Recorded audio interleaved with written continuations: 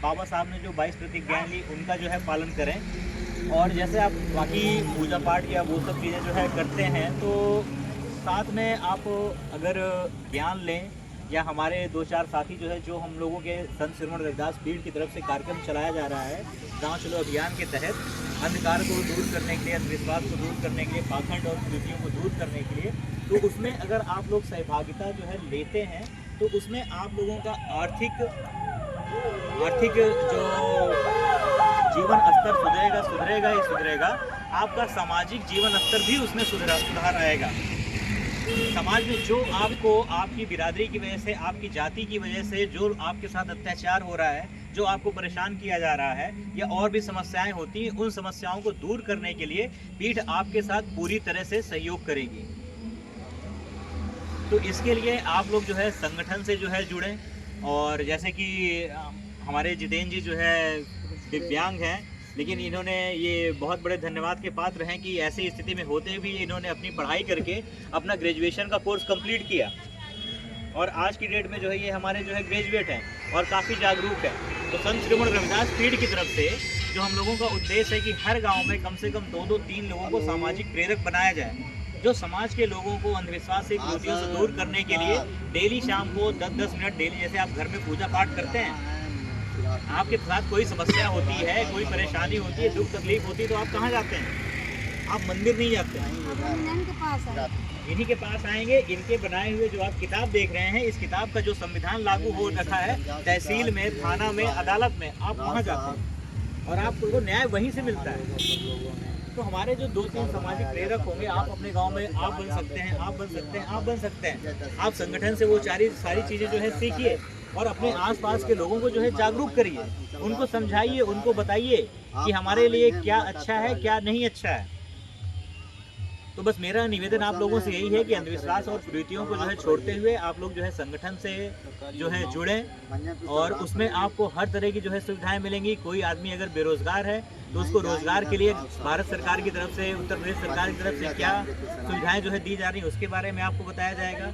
आपके पास कोई खेती बाड़ी की कोई परेशानी है, कोई समस्या है, कोई आपकी ज़मीन कब्जा कर रहा है, किसी भी तरह की कोई भी परेशानी हो, उसको दूर करने के लिए संस्था आपके साथ जो है खड़ी रहेगी हमेशा। और ये प्रयास हमारा काफ़ी दिन से जो है चल रहा है और काफ़ी इसमें प्रयास किया भी गया। अभी जो नई घटना मैं बता दूं आपको, पश्चिम सरीरा में नगर पंचायत का जो है ऑफिस बन रहा है, और वहाँ पे हमारे ही समाज के एक आदमी का जो है घर है, जिसे सरकार ने 2016 में पट्टा दिया था, लेकिन बाहुबल के दम पे और कुछ उच्च वर्ग के लोगों के दबाव में और कुछ प्रशासन के दबाव में उसके बगल के 2-3 घर तोड़ दिए गए, और जेसीबी वहीं बगल में खड़ी थी, उसका भी घर तोड़ा जा रहा था। लेकिन संगठन को जो है जानकारी हुई, संगठन ने उसमें प्रशासन से जो है बात किया, और आज की डेट में उसका घर नहीं टूटा है। अब सरकार से उसमें ये बात हो गई है, पहले उसको उसी के बगल में जगह देंगे, फिर उस जगह को तोड़ेंगे। उस जगह को बनाने के लिए, उसका घर बनाने के लिए भी ईंटा, बालू, सीमेंट का भी इंतजाम जो है सरकार जो है करेगी। ये केवल संगठन की ताकत से हुआ है।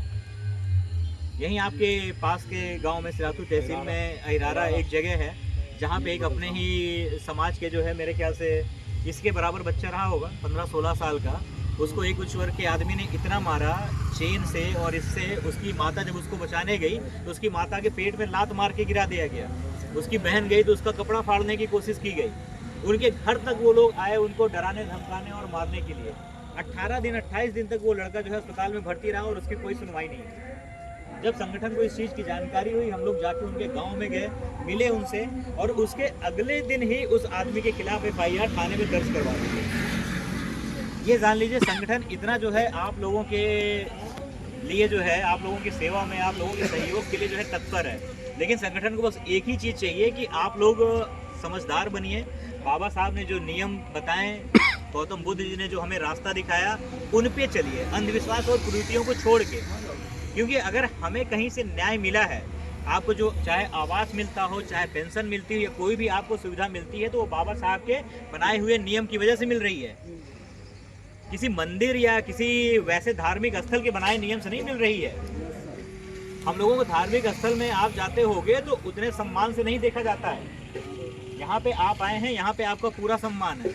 आप इसी तरह आप किसी धार्मिक स्थल पे चले जाइए, अगर वहाँ पे भी अगर सम्मान या कुछ अभी है, लेकिन कहीं पे भी अगर कोई जान जाता है तो वो आपको नीची नज़र से ही देखता है। इस बात का आप लोगों को बहुत अच्छे से एहसास है, हमको भी है।